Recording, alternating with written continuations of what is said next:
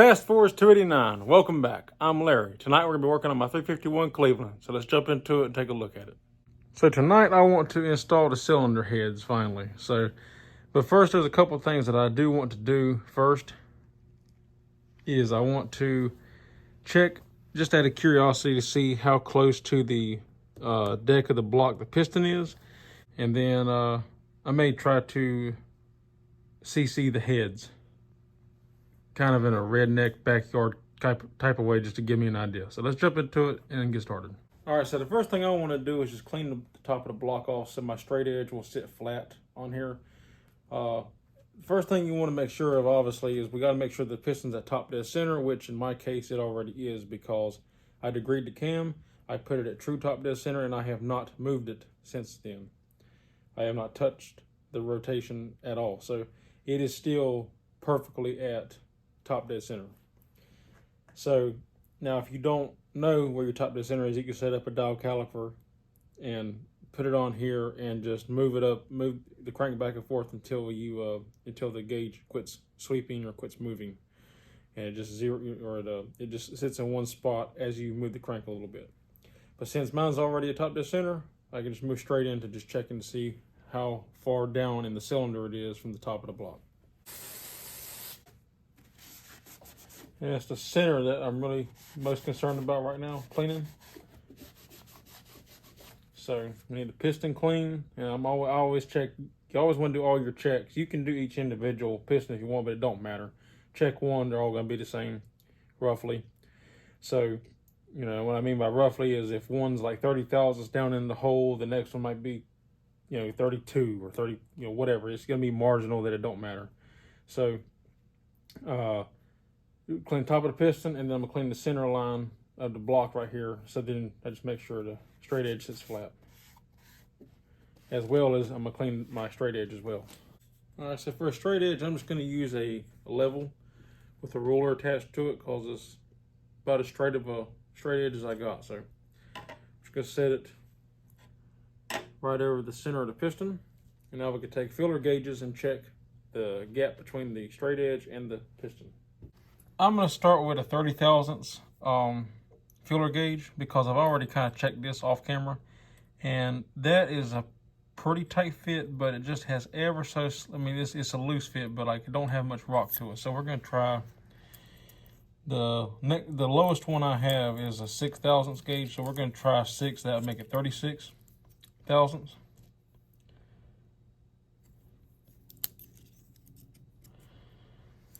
So we're just going to stack them and see how that feels.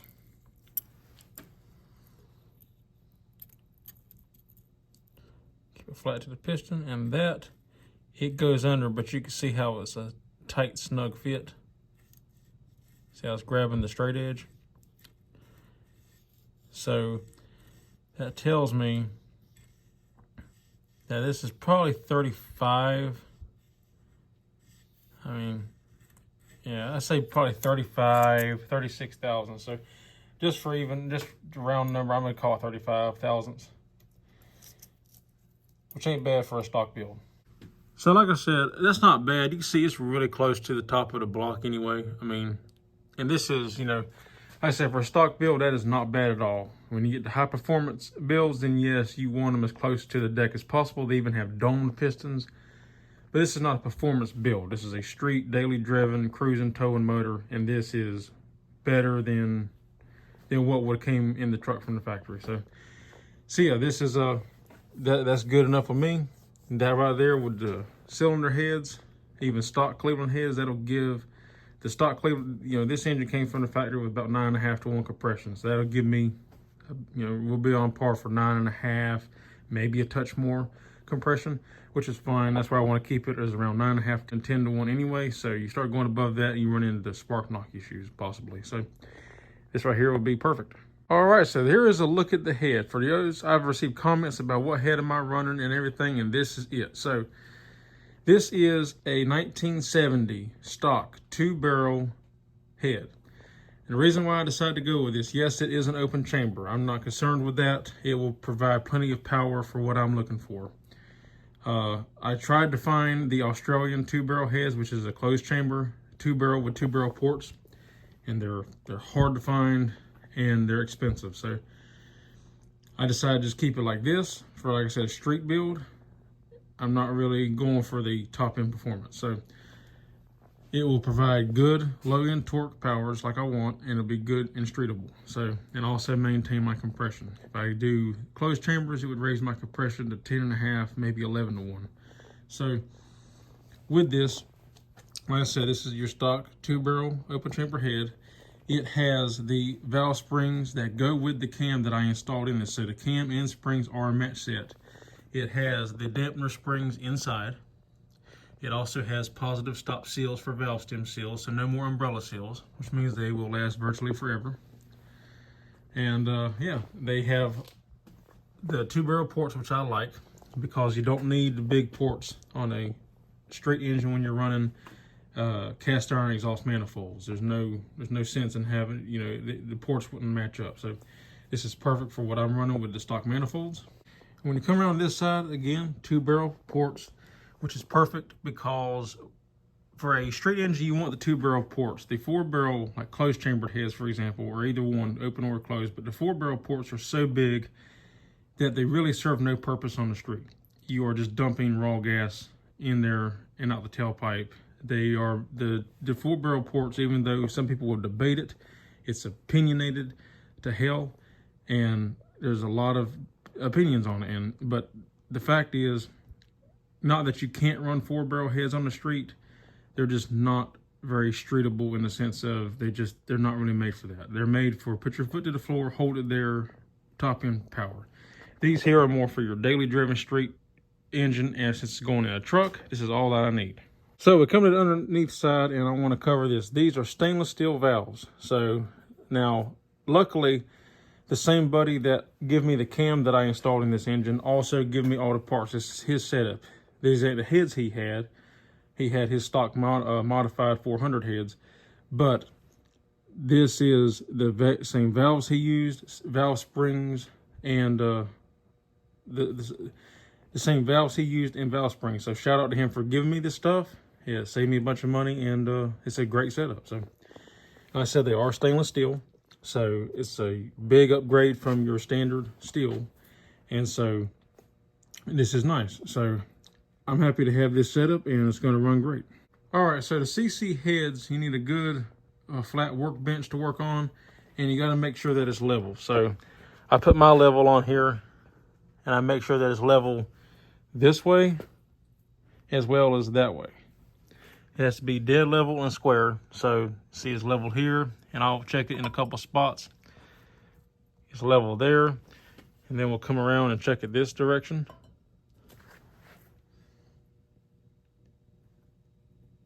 See, it's nice and level.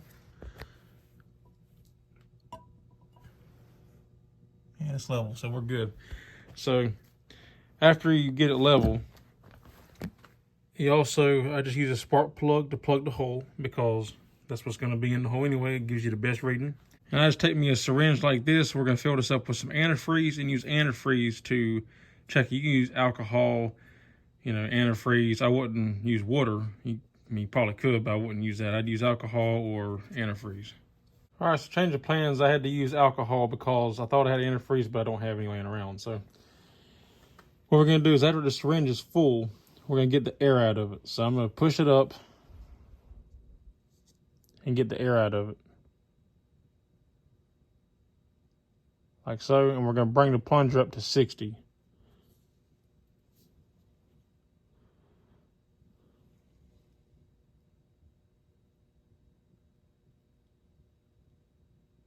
So now we got all the air out of it, and we can see that the top edge of the very top of the plunger is dead even with the 60 mark.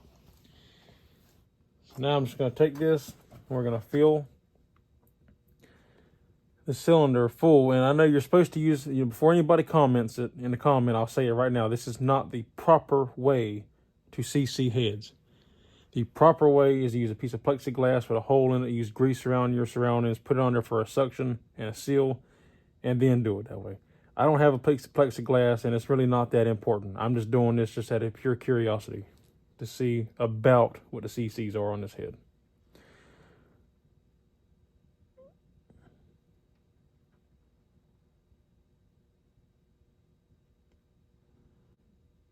I might have to refill this thing again, but what we want to do is make it as even with the top edge as possible, since we don't have a piece of plexiglass. Try to bring you in closer, which means try to keep the syringe above it too, so if I get any drips, it goes in the cylinder, or the combustion chamber, I mean.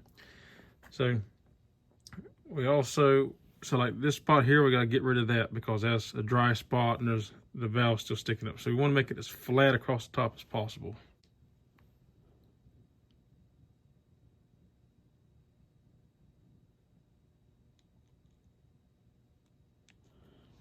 All right, that was all 60 right there. And if I get down, look at it, I can tell we need just a little bit more. It's not quite full yet. I came back, filled it up. Now we're at 30, so we just have to remember that whatever we get from this, you know, we gotta factor that in. We had 60 at first, and now we're gonna see what we get with the rest of this. And so I'll come down eye level and watch it until I get it to the top.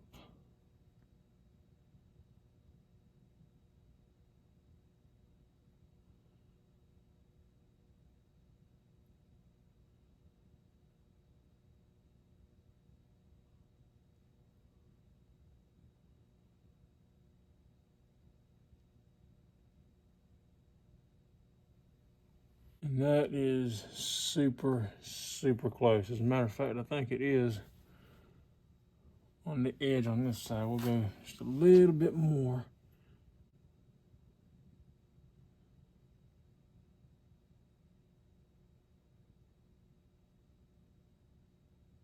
Yeah, I think that's about it right there. All right, so I'll bring you in for a close-up, and you can see how we just want it to be as flat with the head as possible. Not sure how well you'll be able to see it on camera,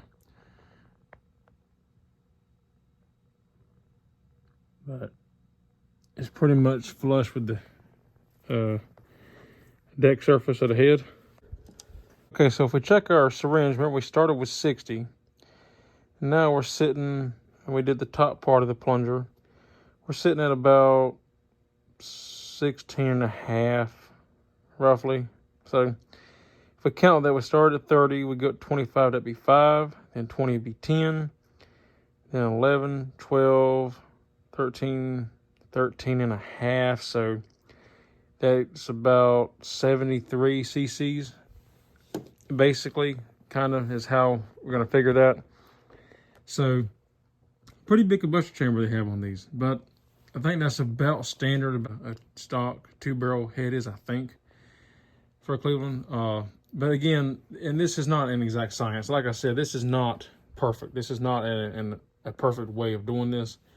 It's not the proper way of doing it. It's just a rough estimate to give me roughly what it may be. So, and cool nonetheless, just to kind of get an idea of where we are sitting at. So, and also another cool thing is that by doing this, we can also make sure that our valves seal. You see that we did that. No fluid leaked down, no air bubbles showed up. So we know that those valves are sealing properly. Now you can do that for every single one and check it, but I'm not that concerned about it. I know that they're done right and I know they're good to go. So I'm not gonna worry about it. It's still pretty cool to check nonetheless. So like always, we wanna wipe down our surface and get any oils or anything off of here. So we'll make sure it seals to the block when we put our head gasket on.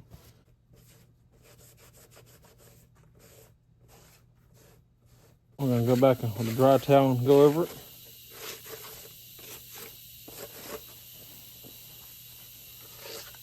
And now we have all this lint, so we need to blow out all the holes on the cylinder head.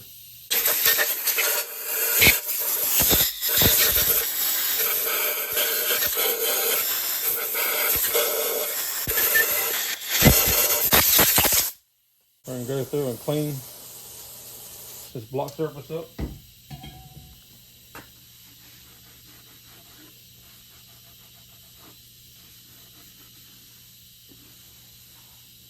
All that oil and grease off of there. And you don't have to worry about cleaning the top of the pistons off. It don't matter, it'll burn off whenever we fire it up.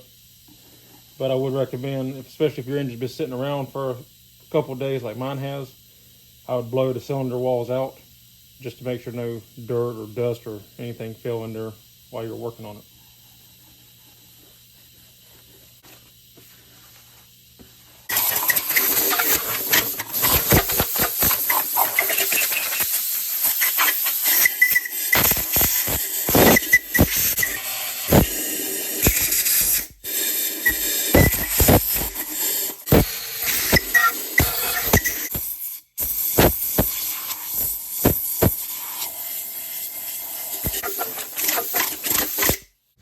I also did order new dowel pins. This is the company. I got them off Amazon. There's the part number for it if you want it. And you see right there, it says set for small block forward 4 pieces. So, which is perfect because you only need 2 for each side. One here, one there, and then obviously the same one on the opposite side. And I did compare the new one with an old one just to make sure that they were the same diameter as well as the same height. And they are.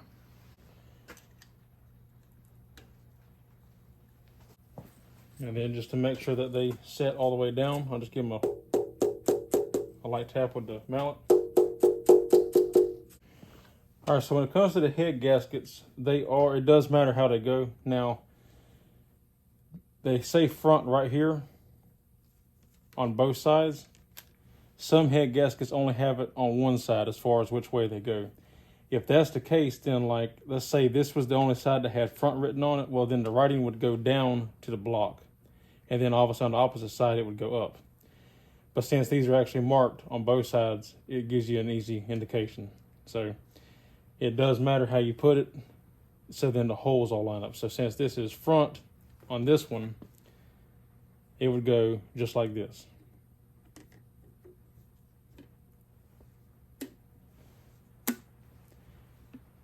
And what I always do, I just check everything to make sure all my holes line up.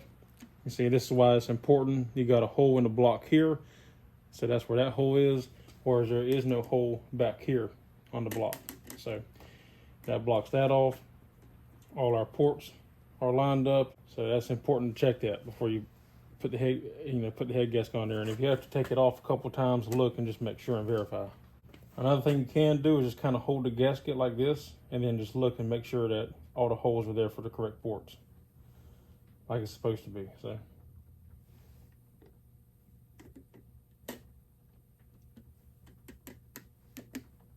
make sure it sits flat. All right, so now we're ready to install the head.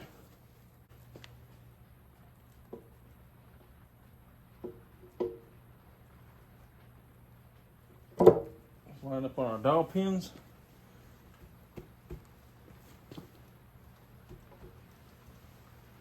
Make sure that it's sitting flat, and then the dowel pins will hold it there. It won't fall after that.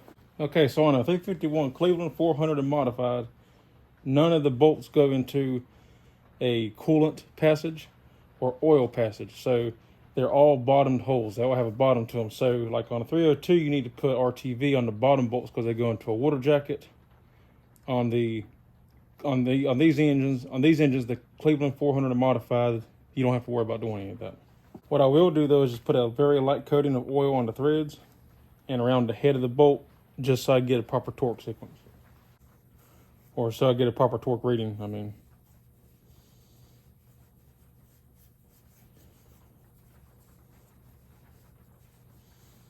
Just like so.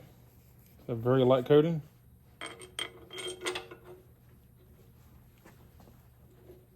And all these bolts are the same length, so it don't matter which hole you put them in. All right, so I went ahead and got all the bolts installed and ran down.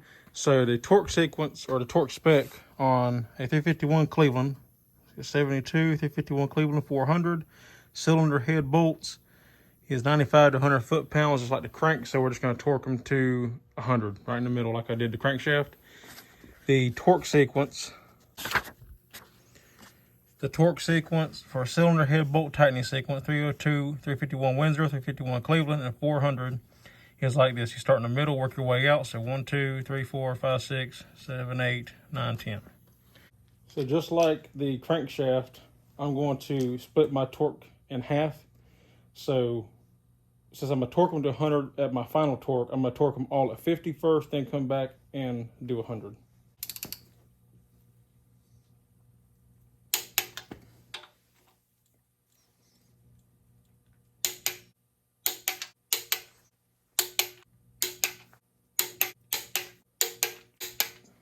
In case you've noticed and wondering, yes, this is not like a impact socket. It's not important. You don't have to have an impact socket because I'm not impacting anything. But my impact sockets are too thick to fit in between like the rocker arm guides here and down here. It won't sit flat, so I had to use this to make sure I got a good seat on the bolt.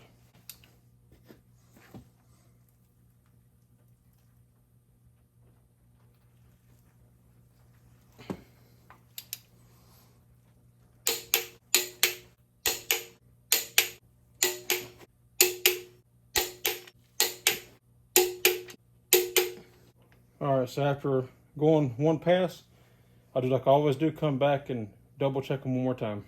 After that, this side's done.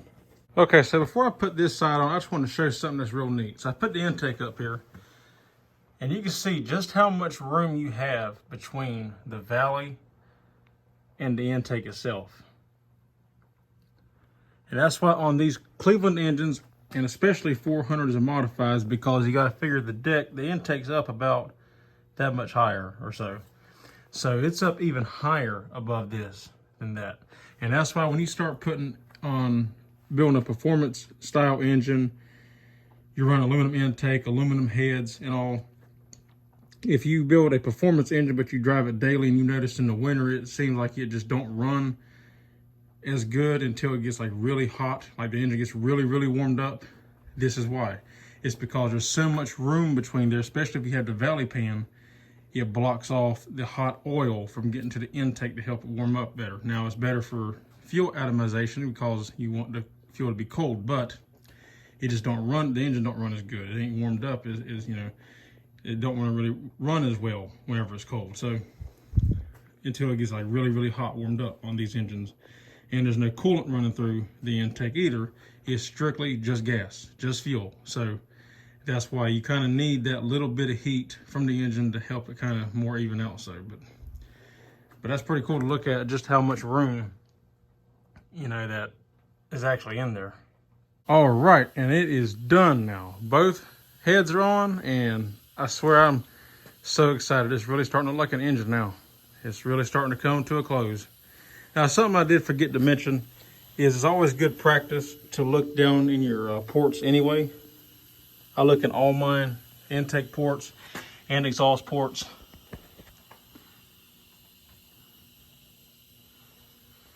Anytime I get stuff back from the machine shop, and it's just because just in case, there shouldn't be, but just in case there's a rag or anything that somebody at the machine shop could have stuffed down in there when they were doing something and forgot about.